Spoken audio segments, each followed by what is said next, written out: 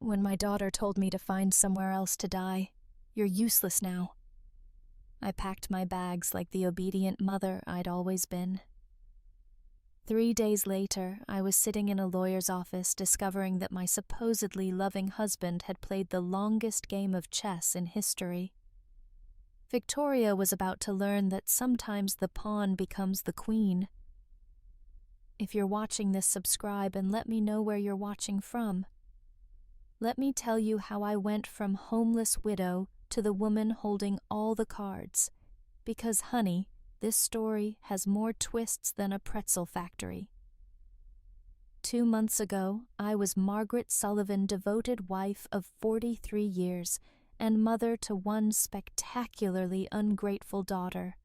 When Robert died of a heart attack at 71, I thought my world was ending.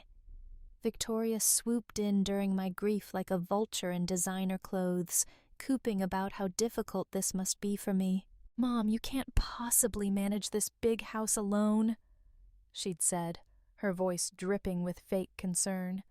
The stairs, the maintenance, all those memories. It's not healthy. I should have seen the calculation behind her concern. Victoria had always been Robert's favorite, his little princess who could do no wrong. When she married that investment banker Kevin and started producing grandchildren, Robert doted on them all. Meanwhile, I was just the woman who cooked and cleaned and kept everything running smoothly. After the funeral, Victoria became increasingly insistent about my situation. She'd bring Kevin over for family dinners where they'd corner me with real estate pamphlets and retirement community brochures. "Mom, these places are wonderful. You'd have people your own age, activities, no responsibilities." What they meant was no inheritance to split, no inconvenient mother to deal with. The final blow came last Tuesday. I'd been living in what Victoria now called our house for 6 weeks since Robert's death, still sleeping in the guest room because I couldn't bear to pack up our bedroom. Victoria arrived unannounced with Kevin and 2 large suitcases. "Mom, we've made a decision. Kevin got the promotion and we need to move into town immediately. This house is perfect for us." I stared at her, not quite comprehending. "Move in, but this is my home." Victoria's mask slipped for just a moment, revealing the cold calculation underneath. "Actually, Mom, according to Dad's will, I inherited everything. The house, the investments, all of it. I've been letting you stay here out of kindness, but it's time for you to find your own place." The words hit me like a physical blow. "Victoria, surely there's been some mistake." "No mistake. Dad knew I'd take better care of his legacy than you ever could. You never understood money or investments. You were just the wife. Just the wife." 43 years reduced to those 3 words. That's when she delivered the killing blow. "Find somewhere else to die. You're useless now." I packed my things in a daze. 43 years of marriage fitting into 2 suitcases and a small box of photos. Victoria watched from the doorway, checking her watch like I was making her late for something important. "There's a nice senior complex on Maple Street," she offered with the enthusiasm of someone recommending a decent restaurant. "Very affordable. I'm sure they have openings." Affordable. My daughter was inheriting $33 million, and she was suggesting I check into what was essentially a welfare facility for the elderly. Kevin loaded my suitcases into their BMW with the efficiency of someone disposing of garbage. "Margaret, you'll love having your independence again," he said, not quite meeting my eyes. No more worrying about house maintenance or property taxes. No more home, he meant. As we drove away, I watched my house, Robert's house, Victoria's house, now disappear in the rearview mirror. The irony wasn't lost on me. I'd spent 4 decades making that house a home, hosting Victoria's birthday parties, nursing Robert through his illness, maintaining every detail he cared about. Now I was being driven to a budget motel like an unwanted guest who'd overstayed her welcome. The Sunset Inn was exactly what you'd expect from a place charging $49 a night. Thin walls, thinner towels, and a carpet that had seen better decades. Victoria handed me $200 in cash like she was tipping a hotel maid. "This should cover you for a few days while you get settled," she said. "I'll have Kevin transfer some money into your account once we sort through Dad's paperwork. Some money from my own inheritance." After they left, I sat on the sagging mattress and tried to process what had just happened. In the span of 3 hours, I'd gone from grieving widow to homeless senior citizen. The woman I'd raised, loved, and sacrificed for had discarded me like an expired prescription. But as I sat there in that depressing motel room, something began nagging at me. Robert had always been meticulous about his affairs, obsessively organized about important documents. He'd shown me the will years ago, explaining his wishes, making sure I understood everything, and I was absolutely certain that's not what it had said. Robert had been many things traditional, sometimes stubborn, occasionally patronizing about money matters, but he wasn't cruel. The man who'd held my hand through my mother's death, who'd surprised me with flowers every anniversary, wouldn't have left me destitute. The next morning, I used the motel's Wi-Fi to search for Robert's attorney, Harrison Fitzgerald, the same lawyer who'd handled our house purchase and various business matters over the years. His office was downtown, a 20-minute bus ride that cost me precious cash, but felt necessary. Harrison Fitzgerald was a distinguished man in his 70s, with kind eyes behind wire-rimmed glasses. When his secretary announced that Mrs. Sullivan was here about her husband's estate, he looked genuinely surprised. "Margaret, my dear, I was wondering when you'd come in. I tried calling your house several times, but Victoria said you were traveling." "Traveling?" That's what my daughter had told him. "Mr. Fitzgerald, I need to ask you about Robert's will." He looked puzzled. "Of course. Didn't Victoria provide you with your copy? I gave her the original and several copies after the reading." My stomach dropped.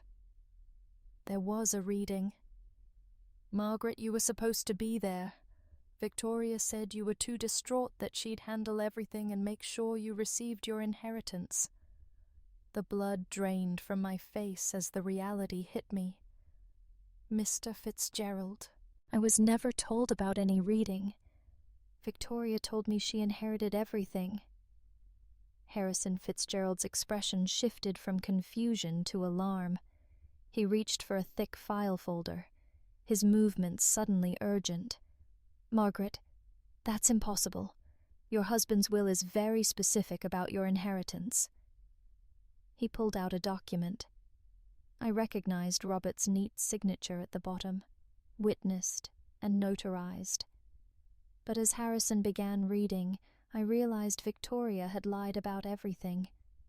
I, Robert James Sullivan, being of sound mind and body, do hereby bequeath to my beloved wife, Margaret Ann Sullivan, the following our primary residence at 847 Oakwood Drive, including all furnishings and personal effects. Additionally, I leave her 70% of all financial assets, investments, and accounts totaling approximately $23 million. My head started spinning. 23 million. The house, 70% of everything. Harrison continued reading, his voice growing more serious. "To my daughter, Victoria Sullivan Hayes, I leave $10 million to be held in trust with distributions beginning on her 45th birthday contingent, upon her treatment of her mother following my death. Contingent upon her treatment of me." Robert had known. Somehow he'd known exactly what Victoria would try to do. "Mr. Fitzgerald," I whispered. "Victoria told me I inherited nothing. She moved into my house. She gave me $200 and suggested I find a senior facility. The elderly lawyer's face flushed with anger. Margaret, what Victoria has done is called elder abuse and fraud. She's committed multiple felonies, but she had legal documents. She showed me papers forged most likely or documents from an earlier draft. Your husband updated his will 6 months before his death, specifically because he was concerned about Victoria's attitude toward money and her sense of entitlement. The room was spinning. All those times Victoria had dismissed my opinions, talked over me during family dinners, rolled her eyes when I tried to contribute to conversations about their expensive vacations or Kevin's business deals. Robert had been watching, evaluating, making decisions. There's more, Margaret. The trust provision for Victoria specifically states that if she fails to treat you with respect and dignity following my death, the entire $10 million reverts to you instead. I stared at him in shock. Are you saying I'm saying your daughter just cost herself $10 million? Her inheritance is now yours as well. You're not inheriting $23 million, Margaret. You're inheriting $33 million plus the house and all personal property. The irony was so perfect, it was almost funny. Victoria had been so eager to claim her inheritance that she'd triggered the exact clause designed to protect me from her greed. What do I do now? I asked, my voice barely steady. Harrison smiled, and for the first time since Robert's death, I saw genuine warmth directed at me. Now, my dear, we call the police about the fraud, and then we call Victoria and inform her that she's about to receive the shock of her life. Can she fight this? With what money she's about to discover that every account she thought she controlled actually belongs to you. Every investment, every bank account, every asset except your house is frozen pending investigation of her fraudulent activities. I thought about Victoria in my house, probably already planning renovations, shopping for new furniture with money she thought was hers. Kevin was probably calculating how the inheritance would affect his investment portfolio. They had no idea that in about 6 hours their entire world was going to implode.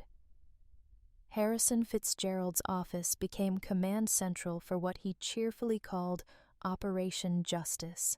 He contacted the police, the banks, and a private investigator while I sat in his leather chair still processing the magnitude of Victoria's deception. The forged documents are quite sophisticated, Detective Rodriguez explained as she reviewed the fake will Victoria had shown me. This wasn't a spur-of-the-moment crime. Someone planned this carefully. You think Victoria had help? I asked.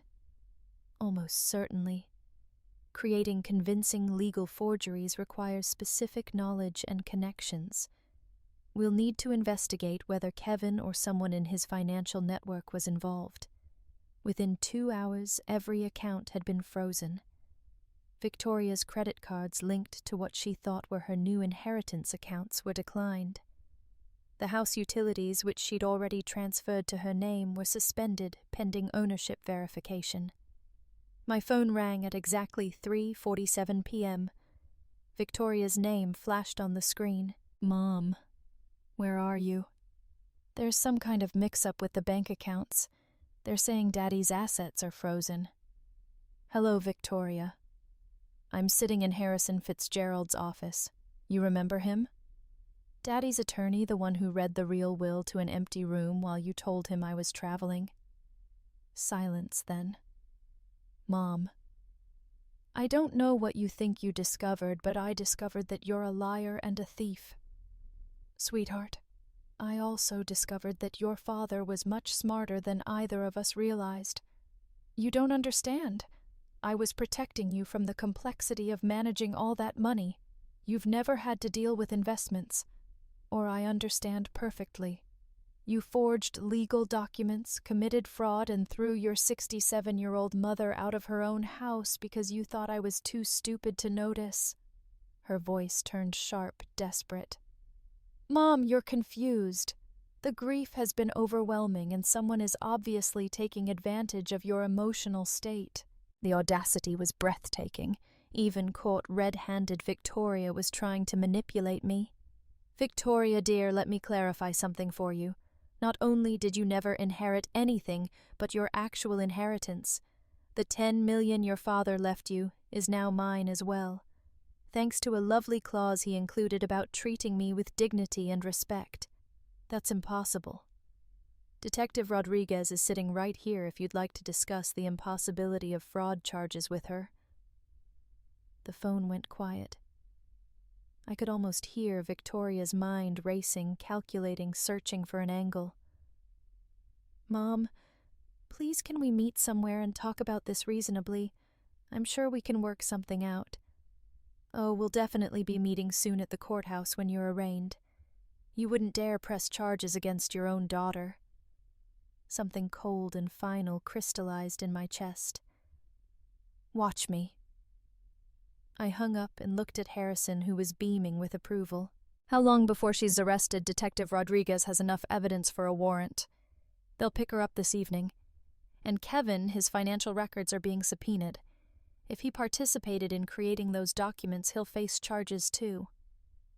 My phone buzzed with a text from Victoria. "Mom, please don't do this.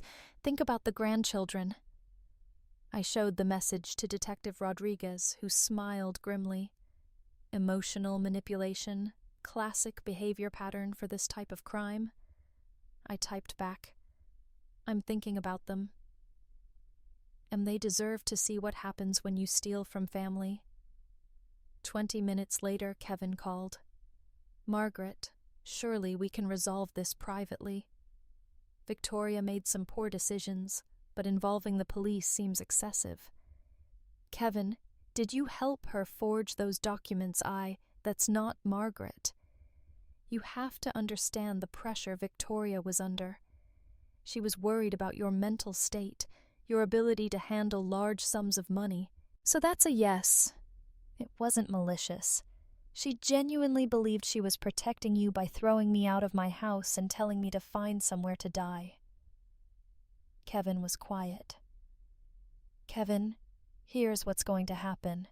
You're both going to be arrested. You're both going to face federal fraud charges. And I'm going to be sitting in my house. My house watching it all unfold. Margaret, please be reasonable. I was reasonable for 43 years.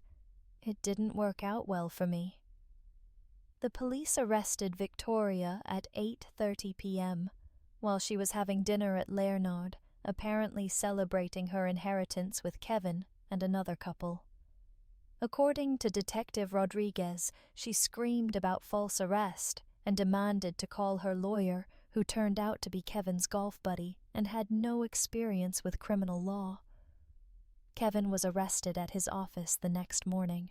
The forensic accountant had traced the forged documents to a printing company Kevin's firm used for creating fraudulent investment prospectuses.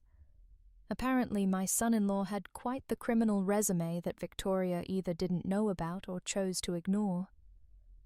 I spent my first night back in my house in 43 years sleeping in the master bedroom. Victoria had already moved her belongings into the space, replacing Robert's careful organization with her chaos of designer clothes and expensive cosmetics. I packed everything into garbage bags and left them on the front porch. Let her collect them when she makes bail. The house felt different now, not because Robert was gone, but because I was finally seeing it as mine. For decades, I'd maintained it as Robert's sanctuary, designed around his preferences, his needs, his vision of how we should live. Now, looking around with clear eyes, I realized how little of me had ever been reflected in these rooms. That was about to change. Harrison called around noon with updates. Victoria's bail is set at $50,000.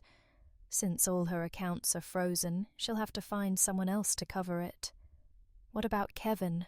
200,000.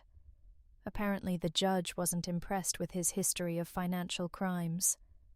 Who knew your son-in-law had been under investigation for securities fraud? I certainly hadn't known. But then again, I'd been excluded from most family financial discussions. Victoria and Kevin had always spoken to me like I was a child when money came up simplifying concepts they assumed I couldn't understand. They were about to learn how much I'd actually understood. Harrison, I want to make some changes to the house. Victoria had contractors lined up to renovate. I'd like to proceed with some of those plans, but with my own vision. Excellent idea. It's your home now, Margaret. Do whatever makes you happy. What made me happy, I realized, was the idea of undoing every assumption Victoria had made about my inheritance. She planned to gut the kitchen, replace the hardwood floors, and convert Robert's study into a wine cellar. I was going to turn the study into an art studio and the wine cellar plans into a library. My phone rang. Unknown number. Mrs. Sullivan. This is Janet Cooper from Channel 7 News. We understand you're the victim of a significant elder fraud case involving your daughter. Would you be willing to share your story? Word was getting out. In a city this size, the arrest of a prominent investment banker and his wife for defrauding his elderly mother-in-law was news. Miss Cooper, I appreciate your interest, but I'm not ready to make public statements. I understand this must be difficult, but your story could help other seniors recognize warning signs of family financial abuse. She had a point. How many other women my age were being manipulated by adult children who saw them as inconvenient obstacles to inheritance? If I decided to tell my story, would I have control over how it's presented? Absolutely. We could arrange a sit-down interview where you'd have approval over the final edit. I thought about Victoria probably sitting in a jail cell right now, still believing this was all a misunderstanding she could charm her way out of. Miss Cooper let me get back to you. I might have quite a story to tell. After hanging up, I poured myself a glass of the expensive wine Kevin had sent us for Christmas. Wine I was apparently now drinking in my own house purchased with my own money, while contemplating whether to publicly humiliate my daughter on television. Life had certainly taken an interesting turn. The doorbell rang at 7:00 a.m. sharp. Through the window I could see Victoria on my front porch wearing yesterday's clothes and looking like she'd aged 5 years overnight. She'd made bail somehow. I opened the door but didn't invite her in. Mom, please. We need to talk. We talked yesterday. You told me to find somewhere to die. I found somewhere to live instead. Victoria's eyes were red-rimmed. Her usual perfect composure completely shattered. I made mistakes. Terrible mistakes. But I'm still your daughter. Are you... Because daughters don't typically forge legal documents to steal their mother's inheritances. I wasn't stealing. I was... She stopped clearly, struggling to find words that didn't sound criminal. You were what, Victoria? I was trying to protect you from making poor financial decisions. You've never managed large amounts of money. Even now, even after being arrested for fraud, she couldn't admit the truth. In Victoria's mind, she was still the victim of my unreasonable expectations. Victoria let me share something your father told me 6 months before he died. He said he was worried about your sense of entitlement, your attitude toward money, and how you treated people you considered beneath you. Her face went pale. Daddy never said that. He said you reminded him of his sister Eleanor, beautiful, charming, and completely incapable of thinking about anyone but yourself. He told me he was changing the will specifically because he was afraid of what you'd do to me if you had control. That's a lie. I pulled out my phone and showed her a voice recording. Actually, it's not. Your father recorded a video message explaining his decision to be played if you ever contested the will, or if you treated me poorly after his death. Victoria stared at the phone like it was a poisonous snake. He knew, sweetheart. He knew exactly who you were underneath all that charm. The only thing he didn't predict was how far you'd actually go. "Play it," she whispered. I touched the screen, and Robert's voice filled the morning air, clear, measured, and absolutely devastating. "If you're hearing this, Victoria, it means my fears about your character were justified. I hoped I was wrong. I hoped that my daughter had more integrity than I suspected. But if Margaret is playing this recording, it means you've proven me right in the worst possible way." Victoria sank onto the porch steps as Robert's voice continued. "I spent 43 years watching your mother sacrifice her dreams, her ambitions, her independence to take care of our family. She worked part-time jobs to help pay for your college while I built my business. She postponed her education, gave up career opportunities, and poured herself into being the wife and mother she thought we needed." The recording continued for 3 more minutes, each word carefully chosen. Each sentence, a scalpel cutting through Victoria's justifications and self-deceptions.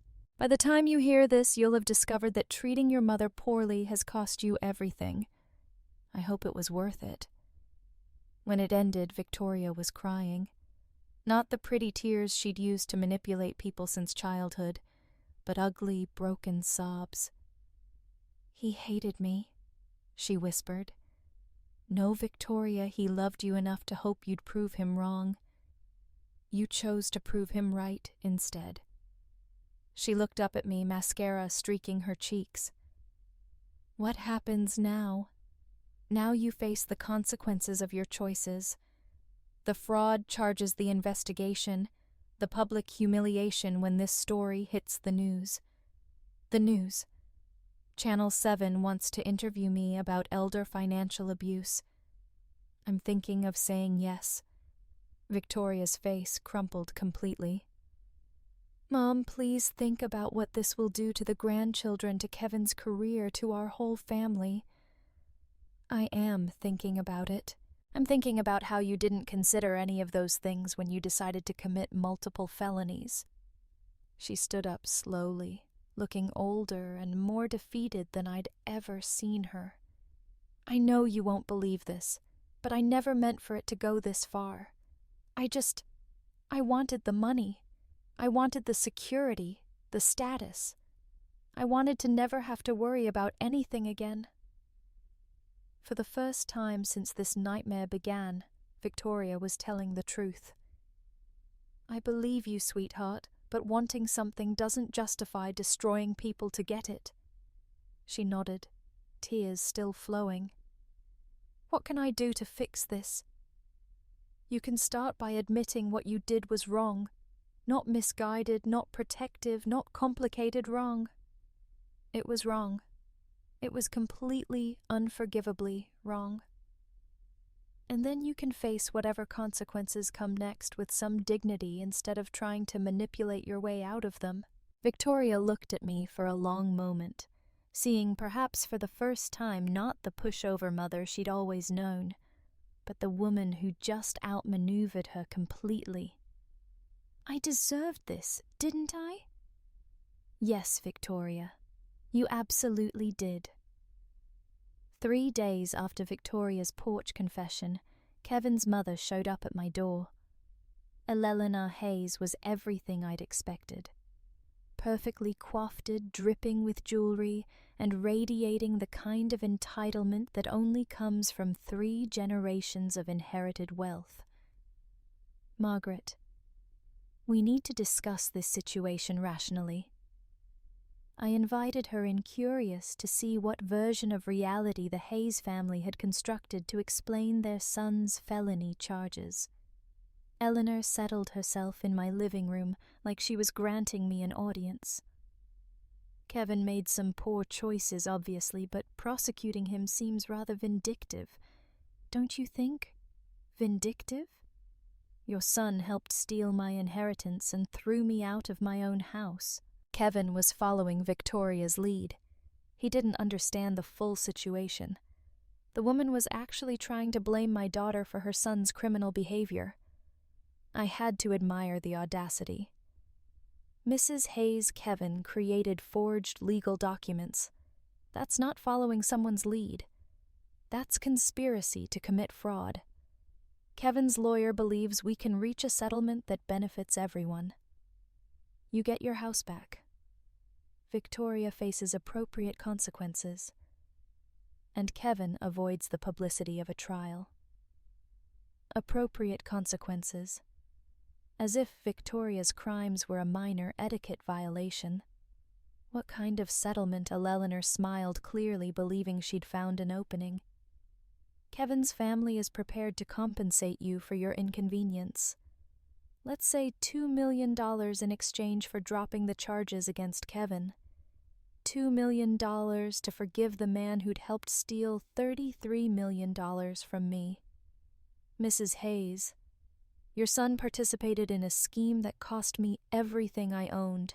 You think $2 million covers that, Margaret? Be realistic. Kevin has a career, children, a reputation to maintain. Sending him to prison serves no one. It serves justice. Eleanor's polished facade cracked slightly. Justice. You're destroying multiple families over money you'd never have known how to manage anyway. There it was, the same condescending attitude that had poisoned my relationship with Victoria. In their world, I was just the help who'd gotten up.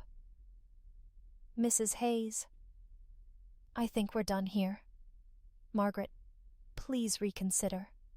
$5 million final offer. $5 million to let Kevin walk free. The amount was staggering, but the principle was non-negotiable. My answer is no. Eleanor stood her composure, completely restored. Very well. But you should know that Kevin's legal team has found some interesting information about your husband's business practices. It would be unfortunate if that became public during the trial. The threat was clear, but I felt no fear, only curiosity. What kind of information? The kind that might make you reconsider who the real criminal in this situation was. After she left, I called Harrison immediately. Margaret, whatever they think they found, it doesn't change the facts of Victoria and Kevin's crimes. But could it affect the case? Potentially, if they can muddy the waters enough, create doubt about Robert's character or business practices, it might influence a jury. I thought about Robert, about our marriage, about all the secrets that might be buried in 43 years of shared life. Harrison, I want to know everything about Robert's business. Every deal, every partnership, every potential irregularity. Margaret, are you sure? Sometimes the past is better left alone. The Hayes family is threatening to drag Robert's memory through the mud to protect their criminal son. I'd rather know the truth first. That evening, I sat in Robert's study, my study now, and began going through his files systematically. Robert had been meticulously organized, every document dated and categorized. But as I dug deeper into his business records, I began finding things that didn't quite make sense. Payments to shell companies, consulting fees that seemed excessive, partnerships with firms that appeared to exist only on paper. By midnight, I'd discovered something that changed everything I thought I knew about my husband. The private investigator Harrison recommended was a sharp-eyed woman named Carol Chen who specialized in financial crimes. She spent 6 hours in Robert's study photographing documents and building what she called the real picture of my husband's business empire. Mrs. Sullivan, your husband was running a sophisticated money laundering operation through his consulting firm. We're talking about millions of dollars in illegal transactions over the past decade. The revelation hit me like a physical blow. That's impossible. Robert was the most honest man I knew. I'm sorry, but the evidence is overwhelming. He was washing money for organized crime families using his legitimate business as a front. I stared at the documents spread across Robert's desk. Invoices for services never rendered, consulting contracts with companies that didn't exist, payment schedules that corresponded with known criminal activities.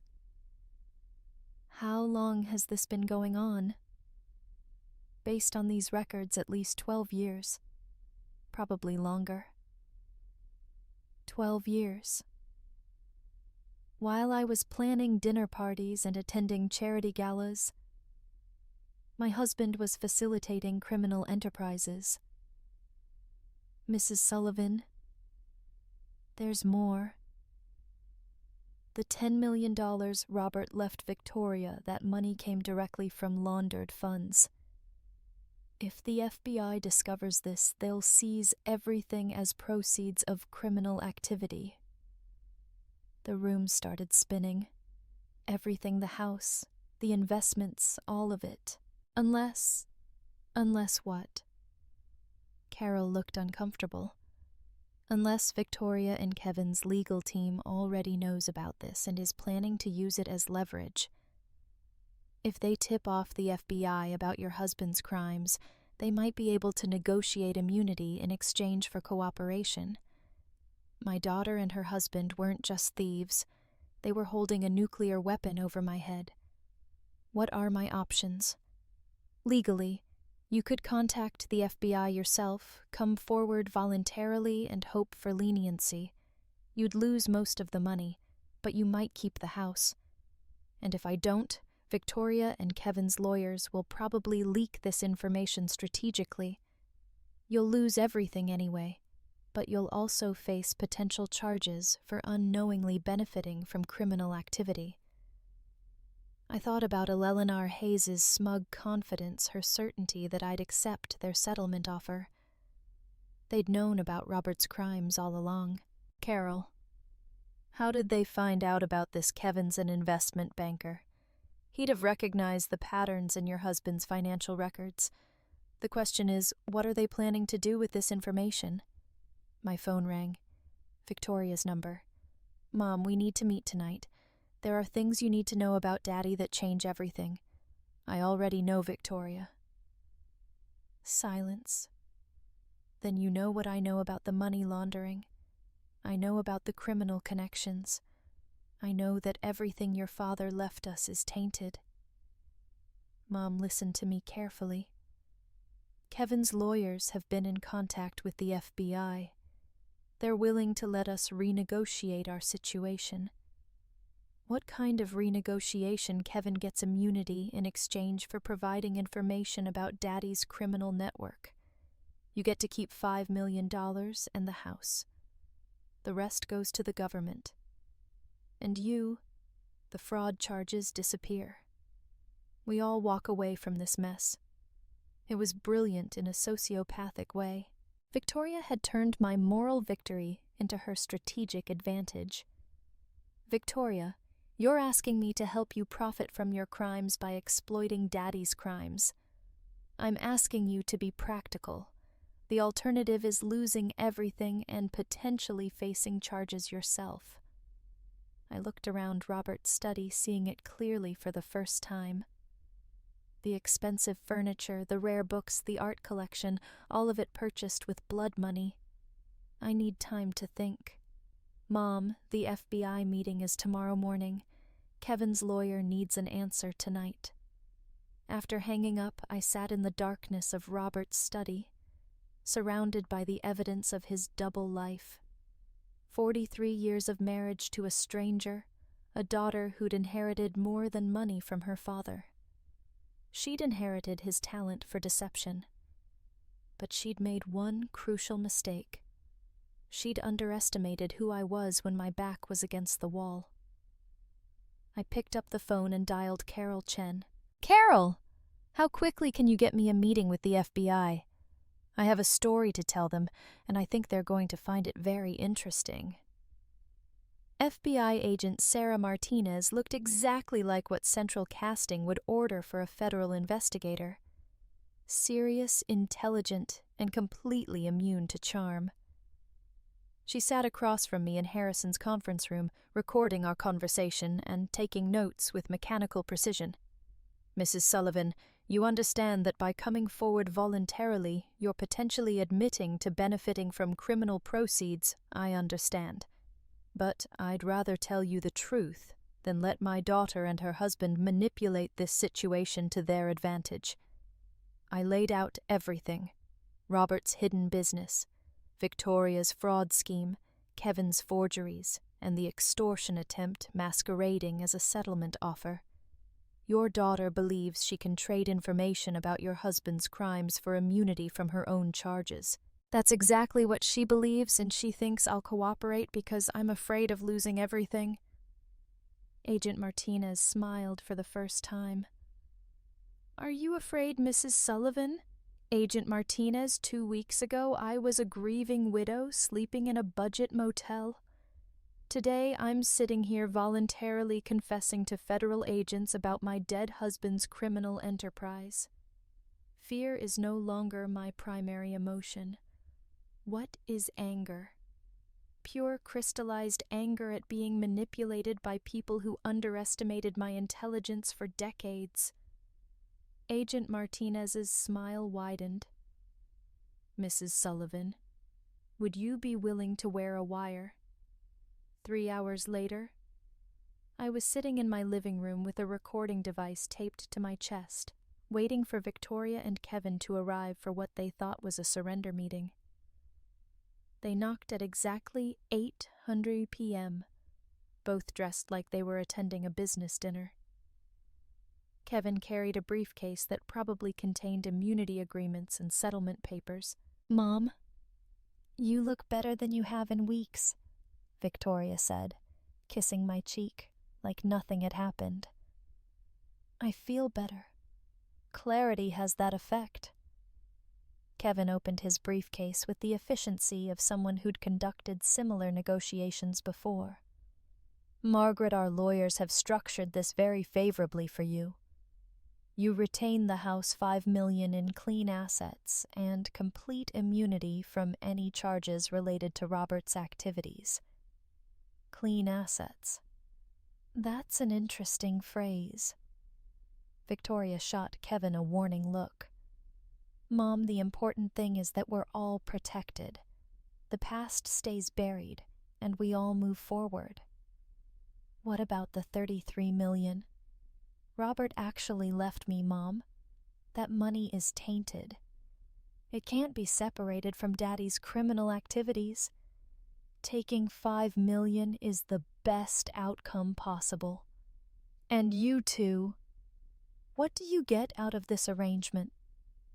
Kevin leaned forward, his confidence returning. "We get to put this unfortunate misunderstanding behind us. Victoria's charges disappear.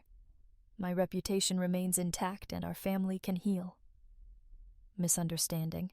He was still calling felony fraud a misunderstanding. "Kevin, help me understand something. When exactly did you discover Robert's criminal activities? What do you mean? I mean, did you know about the money laundering when you married Victoria? Or did you discover it recently when you were planning to steal my inheritance?" Kevin and Victoria exchanged glances. "Margaret, I don't think that's relevant to our current discussion. Actually, I think it's very relevant, because if you knew about Robert's crimes and said nothing that makes you an accessory after the fact, and if you only discovered them while committing your own crimes, that makes you remarkably unlucky." Victoria's composure was starting to crack. "Mom, what are you getting at?" "I'm getting at the fact that you two have been planning this for months, possibly years. The forged will, the money laundering discovery, even Kevin's connections to document forgers. None of this was spontaneous. That's ridiculous. Is it Agent Martinez finds it quite plausible? The color drained from both their faces. Agent Martinez, Kevin whispered. FBI. She's been very interested in my story about systematic elder abuse, fraud, and extortion, particularly the part where you tried to blackmail me with my dead husband's crimes. Kevin stood up abruptly, reaching for his briefcase. Margaret, this conversation is over. Actually, Kevin, I think it's just beginning. Agent Martinez and 2 other federal agents entered my living room as Victoria and Kevin sat frozen in place. The briefcase Kevin had been reaching for was confiscated immediately along with both their phones. Victoria Sullivan Hayes and Kevin Hayes, you're under arrest for conspiracy to commit wire fraud, elder abuse, and attempted extortion of a federal witness. Victoria turned to me with an expression of absolute betrayal. Mom, how could you do this to your own family? The same way you could forge legal documents and steal my inheritance. Sweetheart, accept my way is legal. As the agents handcuffed them, Kevin tried one last desperate play. Margaret, you don't understand what you've done. There are people connected to Robert's business who won't appreciate federal attention. You've put yourself in danger. Agent Martinez paused in reading them their rights. Mr. Hayes, are you threatening a federal witness? I'm warning her about the reality of her situation. The reality, Agent Martinez said, is that you just added witness intimidation to your charges. After they were removed, Agent Martinez sat back down across from me. Mrs. Sullivan, Kevin's warning might not be entirely empty. Your husband was connected to some dangerous people. How dangerous? The Torino crime family primarily. They've been using legitimate businesses to launder money for decades.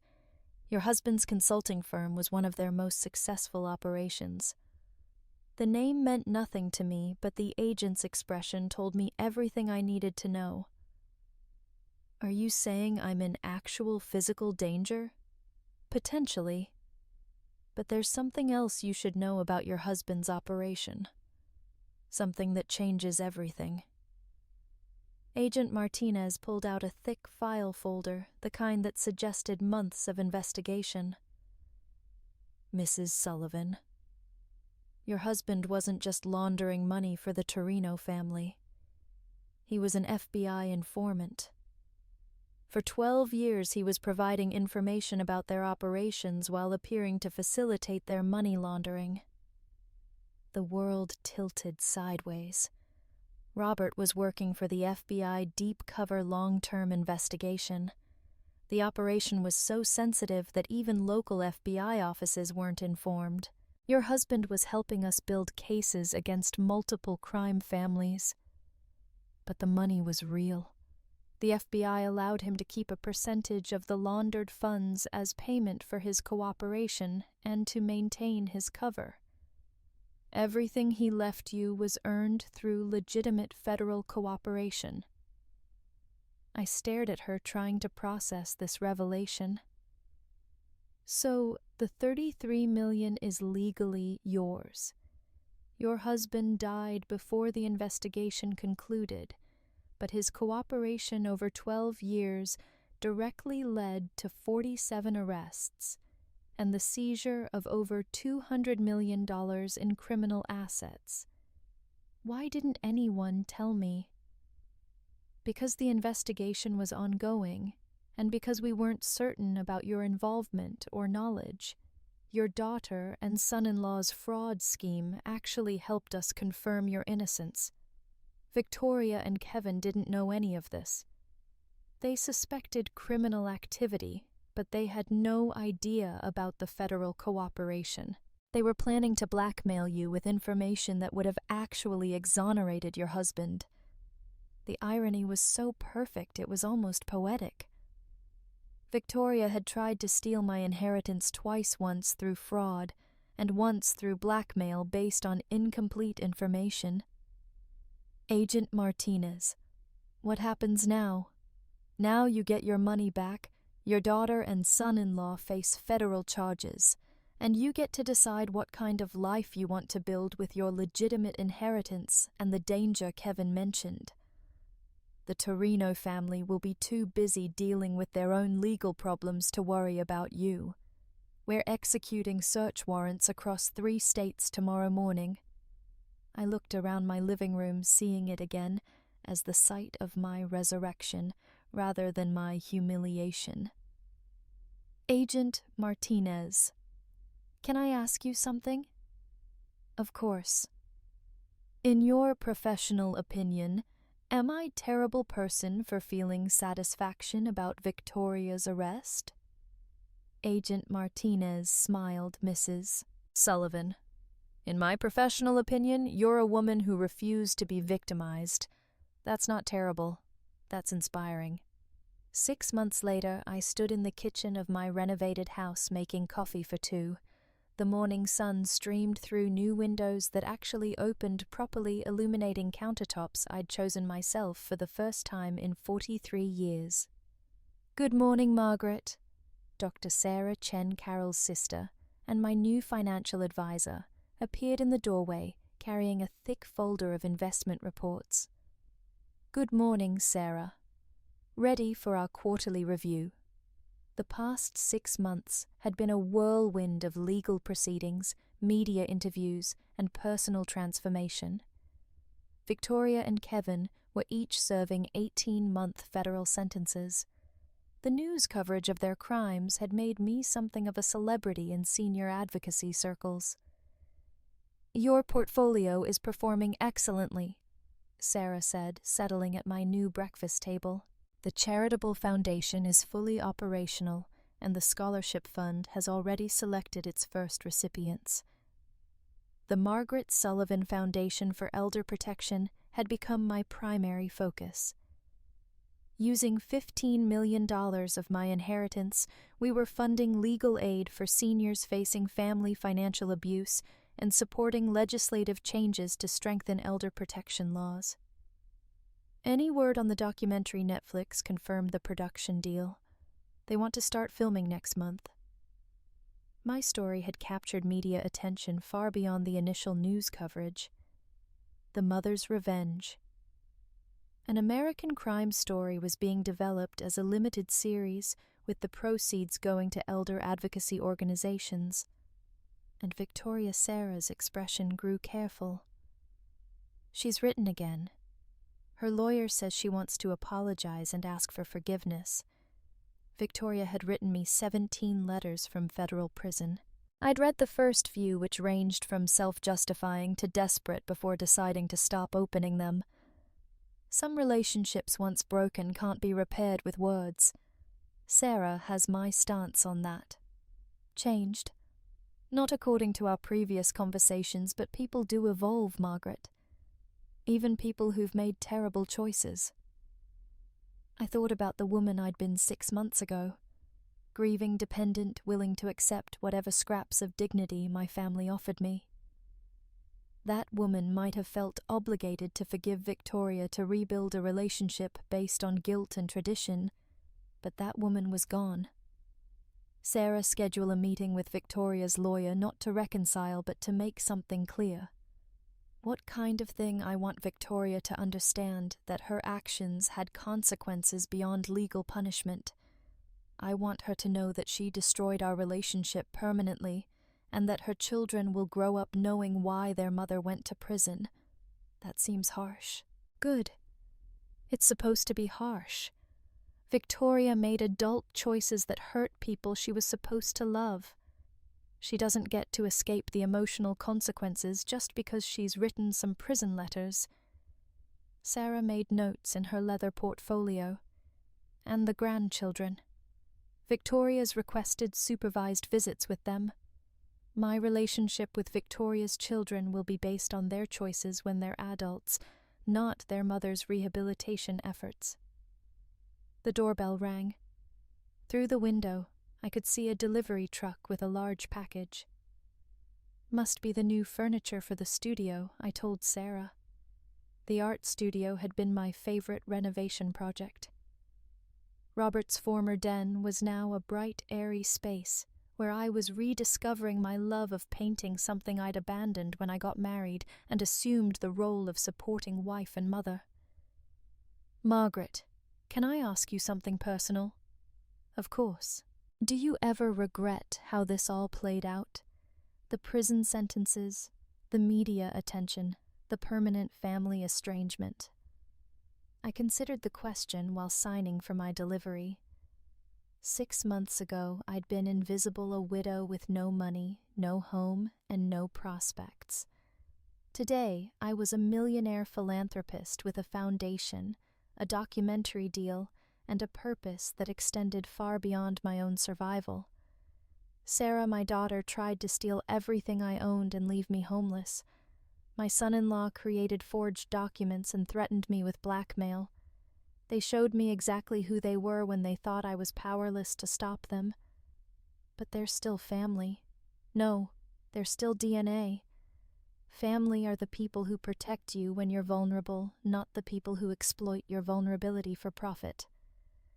Sarah closed her portfolio, satisfied with my response. Besides, I added, look what I became when I stopped allowing them to define my worth. After Sarah left, I walked through my house. Really, my house now decorated according to my taste, organized around my priorities. In the art studio, I uncovered my latest painting, a self-portrait of a woman standing in bright sunlight. Her face turned toward the future. The woman in the painting looked nothing like the grieving widow who'd packed her life into 2 suitcases 6 months ago. This woman looked powerful, independent, unafraid. She looked like someone who'd learned that the best revenge isn't getting even. It's becoming everything your enemies never thought you could be. Outside, the sun was setting behind trees I'd planted myself in soil that belonged to me on property I'd defended through intelligence and courage, rather than inherited through marriage or birth. Tomorrow, I'd continue building the life I'd chosen, rather than the life others had planned for me. And if Victoria wanted to rebuild a relationship with this woman, she'd better bring a lot more than prison letters and hollow apologies. She'd better bring a complete transformation, one that matched my own. Thanks for listening. Don't forget to subscribe and feel free to share your story in the comments. Your voice matters.